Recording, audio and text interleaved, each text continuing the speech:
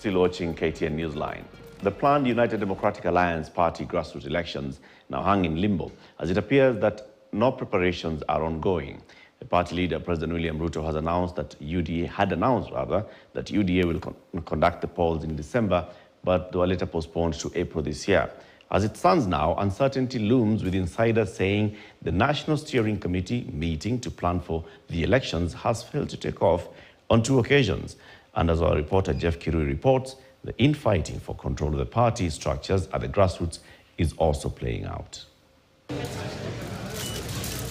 With less than 1 month to the April slated grassroots party elections for President William Ruto's UDA party, uncertainty looms, casting doubt on whether the ruling party will conduct its first polls in April as earlier planned.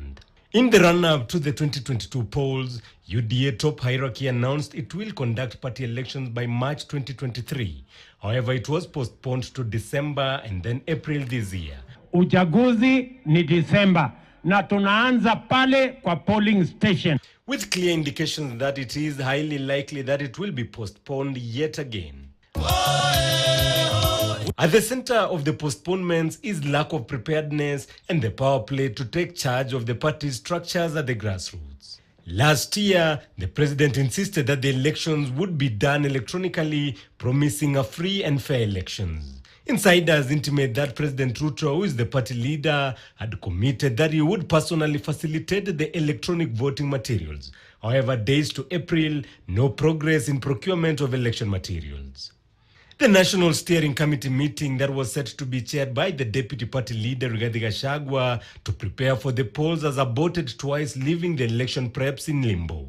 So far, the polls have been postponed 3 times, the jostling for the control of the soul of the party further complicating matters. People only fight for a popular party. All these other briefcase parties, nobody is bothered about them because nobody even knows about their existence. So the more vicious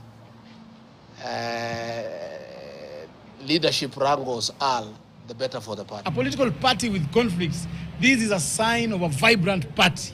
So we are up to the task. We have all the mechanisms to ensure that we have an amicable way to sort out upcoming resolutions, and we are going to have so many conflicts ahead of the election and even after elections. On one hand is the current Secretary General Cleophas Malala, who is said to be enjoying the backing of the Deputy Party Leader Rigathi Gachagua, and another is the faction rooting for the position to come from Mount Kenya region, with Kiharu MP Ndindi Nyoro being touted as a likely candidate on the basis that the region garnered most votes for Ruto Gachagua win during the August 2022 polls.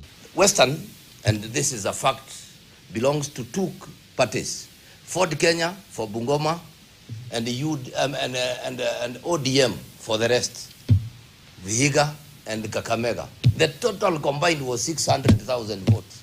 While we thank them for that number of votes, they were only pouring the 600 into 3 million that we gave, and 1.5 that came from Rift Valley. Even if mwalimu wangu wa maths hakunifunza hesabu vizuri. It now appears that the unpreparedness and internal issues could affect the elections slated for April, which are unlikely to take place until a later date. Jeff Kirui, KTN News.